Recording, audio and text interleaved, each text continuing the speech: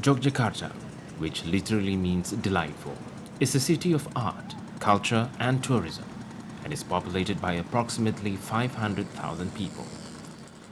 However, Jogjakarta has high unemployment rate, which resulted in a large section of the nation living off the streets as beggars, and mostly are children.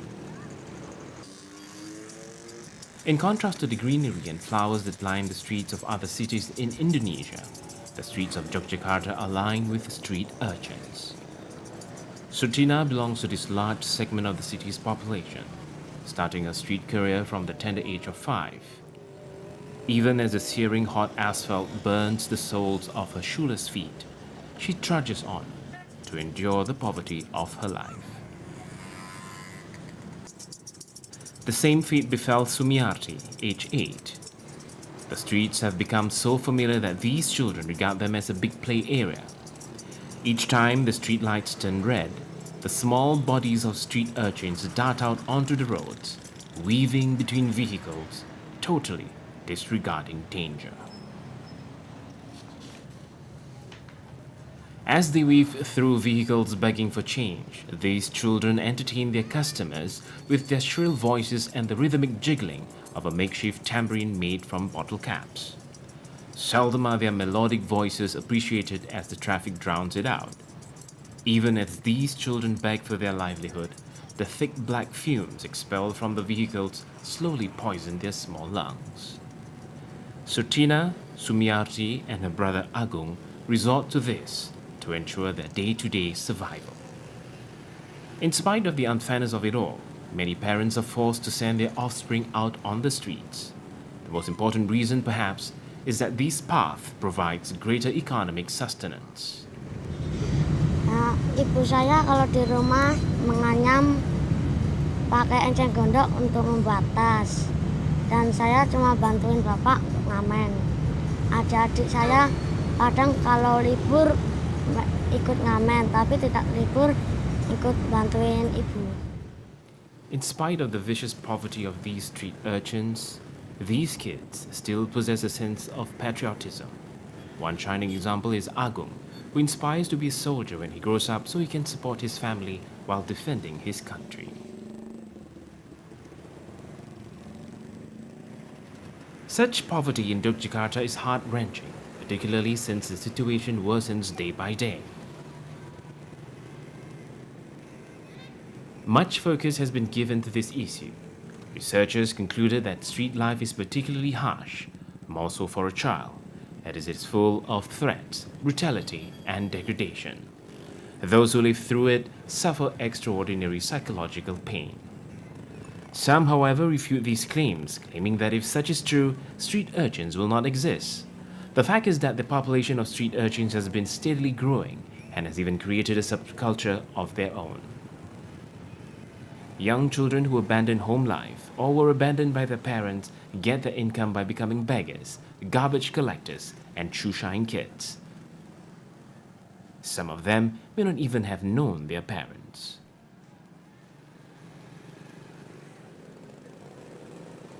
Such is the phenomenon experienced by big cities undergoing massive structural developments. Poor political situation, economic resilience, and socio-cultural support systems have given rise to such modern illnesses. Sadly, such a condition was not born out of coincidence. Employment rate in urban areas have created new jobs, causing massive out-migration from rural farming estates. For those whose skills are not appropriate in the city, very little alternative exists other than resorting to begging or to a life full of crime. Most often, this is attributed to the ever-increasing crime rates in the cities.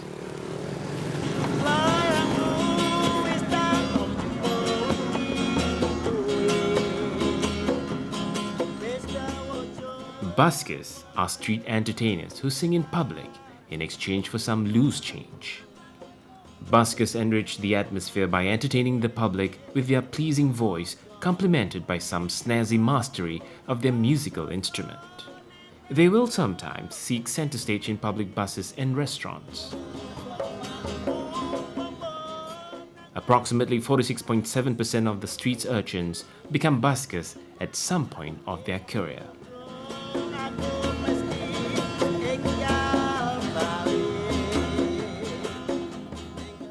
Compared to simple begging, buskers offer a more valuable service in exchange for some money, and their takings can be enough to survive on.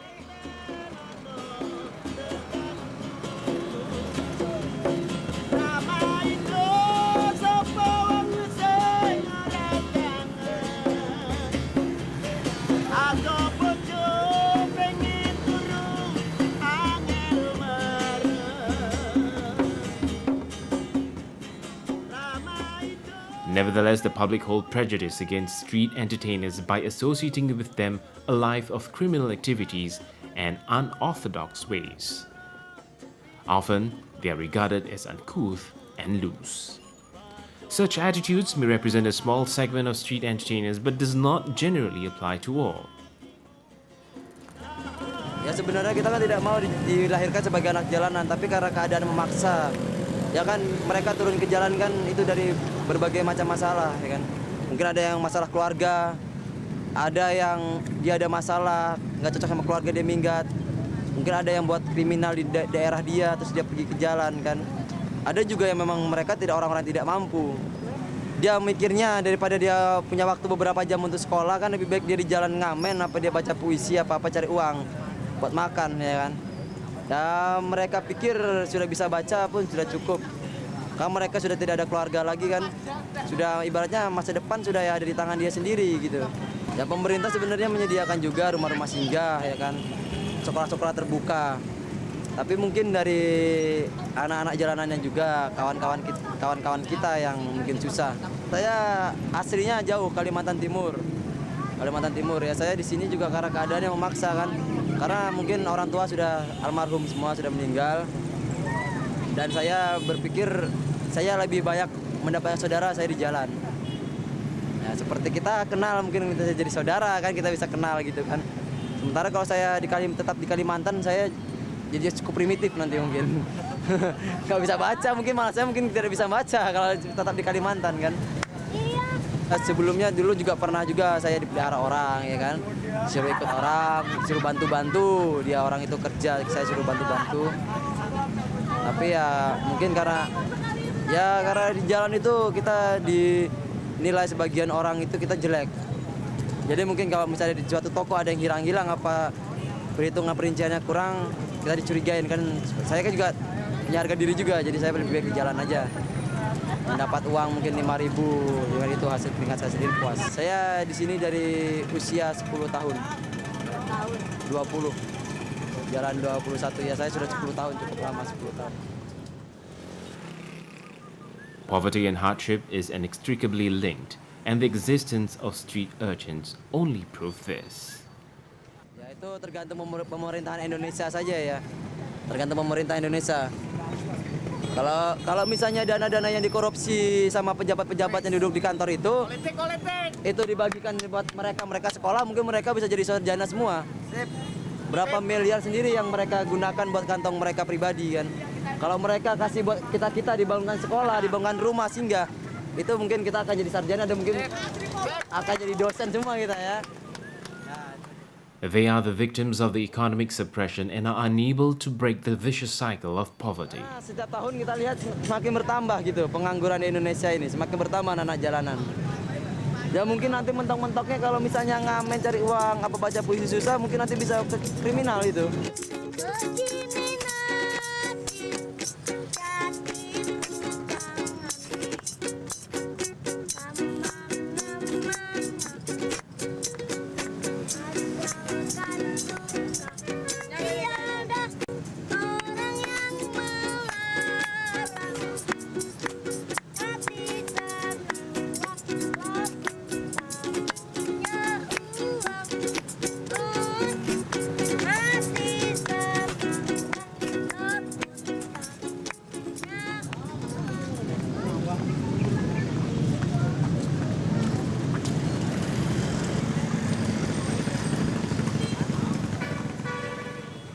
Far from being lazy and not resourceful, these people are trapped due to the lack of assistance.